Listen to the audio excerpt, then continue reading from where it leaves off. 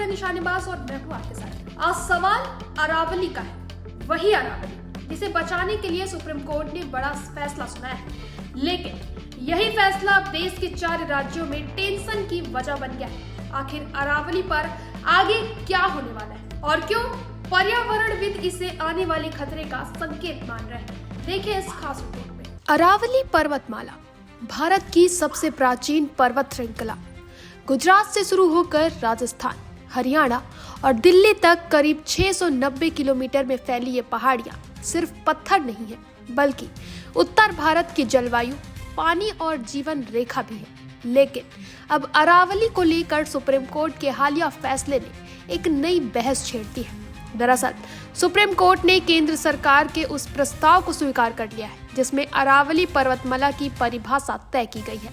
इस प्रस्ताव के मुताबिक केवल वही पहाड़ियां अरावली मानी जाएंगी जो अपने आसपास की जमीन से कम 100 मीटर ऊंची हो या फिर ऐसे पहाड़ों का समूह हो जो एक दूसरे के करीब स्थित हो। सरकार का तर्क है कि इस परिभाषा से वर्षों से चले आ रहे कानूनी विवाद खत्म होंगे, खनन को लेकर साफ नियम बनेंगे और चारों राज्यों दिल्ली, हरियाणा, राजस्थान और गुजरात में एक जैसा कानून लागू होगा। लेकिन पर्यावरण विशेषज्ञों की चिंता कुछ और ही है। विशेषज्ञों का कहना है कि अरावली का महत्व उसकी ऊंचाई में नहीं, बल्कि उसके इकोलॉजिकल फंक्शन में है।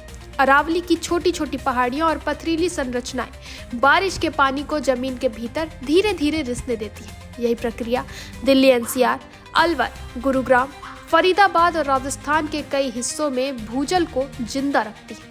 अगर 100 मीटर से कम ऊंचाई वाली पहाड़ियों को अरावली की परिभाषा से बाहर कर दिया गया तो इन इलाकों में खनन और निर्माण के रास्ते खुल सकते हैं। इसका सीधा असर पड़ेगा भूजल रिचार्ज पर, यानी कि आने वाले वर्षों में पानी और नीचे चले जाएगा, बोरवेल सूखेंगे और शहरों की प्यास और भी ज्यादा बढ़ेगी। तो वहीं केंद्रीय पर्यावरण मंत्री भूपेंद्र यादव ने इस फैसले को लेकर फैले भ्रम को दूर करने की कोशिश की है। उन्होंने साफ किया कि 100 मीटर की सुरक्षा सीमा पहाड़ी के निचले आधार से मानी जाएगी, न कि पहाड़ी की चोटी से। इस सीमा के भीतर किसी भी तरह की खुदाई या निर्माण की अनुमति नहीं होगी। वहीं मंत्री का यह भी कहना है कि अरावली को लेकर कानूनी लड़ाई कोई नई नहीं है। 1985 से इस मुद्दे पर याचिकाएं चल रही है। सुप्रीम कोर्ट का उद्देश्य हमेशा से खनन पर सख्ती और पर्यावरण की रक्षा करना है।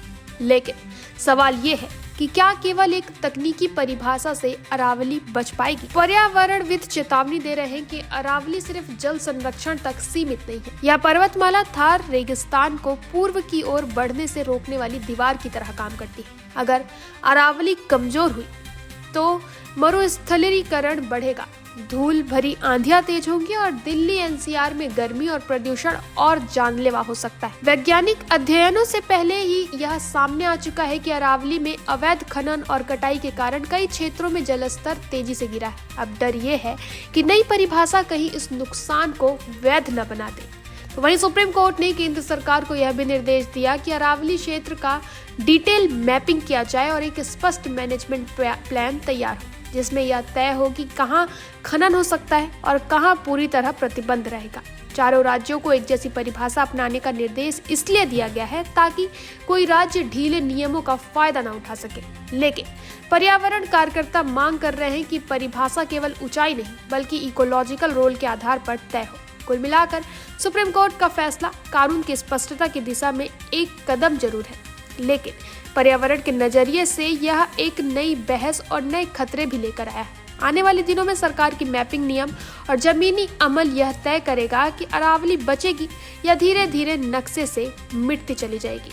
तो वहीं सोशल मीडिया पर भी गूगल पर ट्रेंड कर रहे सेव अरावली, लोग इसके खिलाफ कैंपेन तक चला रहे हैं। तो सवाल सिर्फ पहाड़ की ऊंचाई का नहीं, सवाल भविष्य की सांसों और पानी का है।